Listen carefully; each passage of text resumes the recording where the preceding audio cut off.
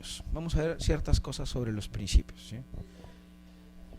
Si todo lo que hemos hablado está dentro de esta visión, que hay un núcleo básico irreductible, que está conformado fundamentalmente por principios y al costado de una serie de garantías, ¿sí?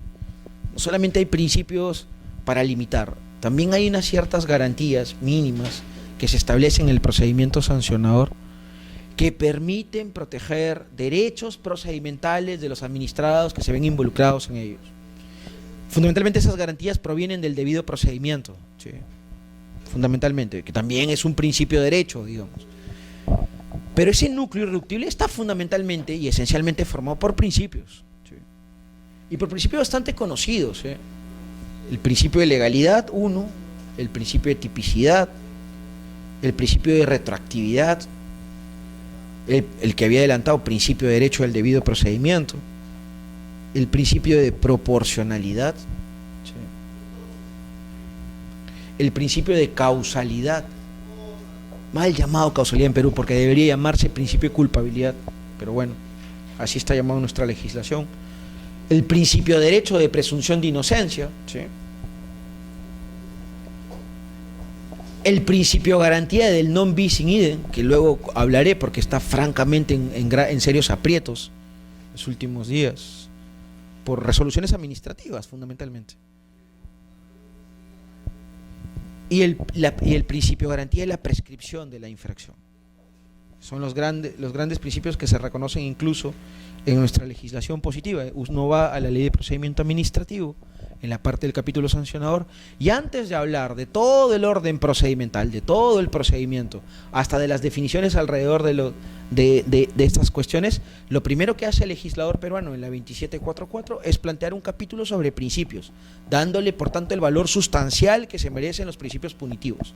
Ahora, estos principios no son nuevos, no tienen origen en la ley de procedimiento administrativo, tienen una larga data, no solamente en la doctrina comparada, sino también en los fundamentos nacionales. Las fuentes nacionales sobre estos principios han tenido mucho éxito en la jurisprudencia penal, en la jurisprudencia del primer Tribunal de Garantías Constitucionales y evidentemente en la jurisprudencia del actual Tribunal Constitucional, ¿sí?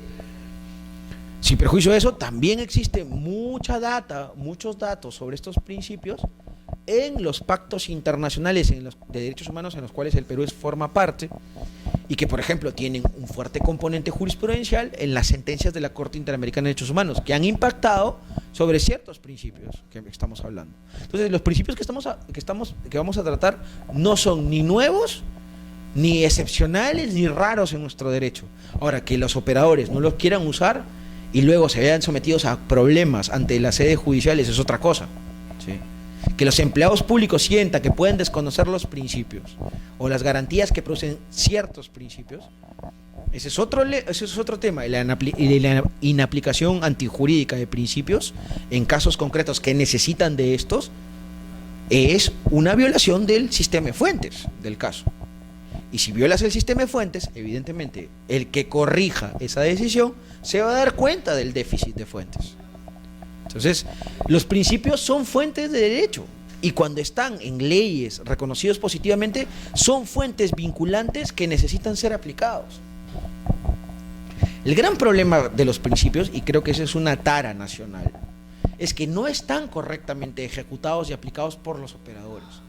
Porque cuando se aplica un principio, no se puede hacer la idea de que solamente es una regla que se puede trasladar directamente a un caso, como si fuera una regla matemática, ¿no? 2 más 2 es 4. No. Un principio tiene un contenido abstracto. Es un contenido bastante flexible, en el cual pueden malearse y entrar diversas opciones de respuesta. Entonces, tú lo que tienes que hacer es traer el principio desde el cielo hacia la tierra, de arriba hacia abajo, tratar de que el principio en su concepto abstracto sirva para poder aplicarlo al supuesto fáctico, sirva para hacerlo descender. El principio de legalidad tiene un contenido muy extenso, porque habla de la previa habilitación normativa para poder ejercitar potestades públicas, permitiendo que la administración pública solamente pueda hacer lo que la ley mande. Bueno, de ahí ya tienes muchos subconceptos. Depende del caso, por tanto, el supuesto fáctico, para que ese principio se ordene hacia el caso. igual es la retroactividad, igual es la tipicidad, que incluso tiene subprincipios que surgen. Entonces, lo que no se puede hacer es realizar esta actividad anómala que a mi modo de ver apareció en el Tribunal Constitucional peruano en algún momento, que es simplemente citar literalmente a los principios para fundamentar una decisión. No, eso es errado. Tratar de copiar íntegramente un principio y decir que eso se está violando, por ejemplo, si dicen, me están violando el debido procedimiento, y copias el principio de derecho que aparece reconocido en el EPG como fundamento de tu recurso, eso no puede ser aceptable, porque tú tienes que decir qué parte, qué garantía exacta del debido procedimiento se está violentando. ¿Qué se está violentando? El plazo razonable, las fases exactas del procedimiento, el órgano competente para gestionar el procedimiento, las posibilidades exactas de recurrir, la facultad de contradicción, que forma parte del derecho a la defensa, la posibilidad de motivar decisiones, el derecho a ser escuchado. Un montón de derechos forman parte del debido procedimiento.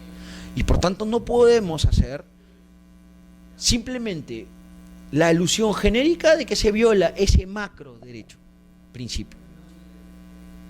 Eso es una fórmula muy errada que, como repito, fue introducida por jurisprudencia constitucional y ha sido seguida también por la jurisprudencia judicial. Los jueces comunes simplemente citan literalmente principios, sin decir cómo se ordenan al caso. ¿En qué parte de los fundamentos justos de ese principio, justos por naturaleza, puede servir para argumentar y justificar un caso en concreto y su solución jurídica? Por eso, cuando hablamos de principios, lo que hay que conocer es su concepto, pero saber cómo su mecánica interna permite poder justificar un supuesto exacto. Justificar un supuesto exacto, hacer calzar el supuesto fáctico con una parte del principio. Eso es la fórmula real para poder utilizar esta fuente de derecho. Hacerlo de otra manera, lo que produce es una solución errónea o unos fundamentos antijurídicos.